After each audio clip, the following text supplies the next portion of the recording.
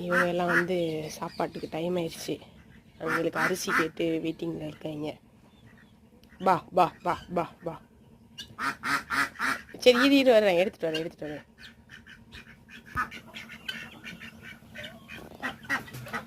சாப்பிடுங்க.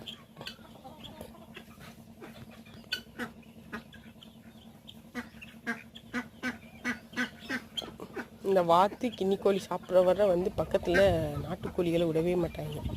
விரட்டி கொத்திக்கிட்டே வரும்.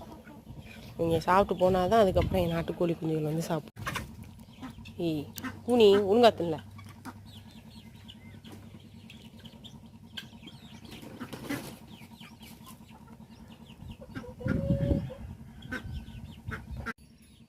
இப்போ வந்து நாட்டுக்கோழியோட சாப்பாட்டு டைம் ஆரம்பிச்சிருச்சு. கின்னிக்கோழியும் வாத்தும் போயிட்டாங்க.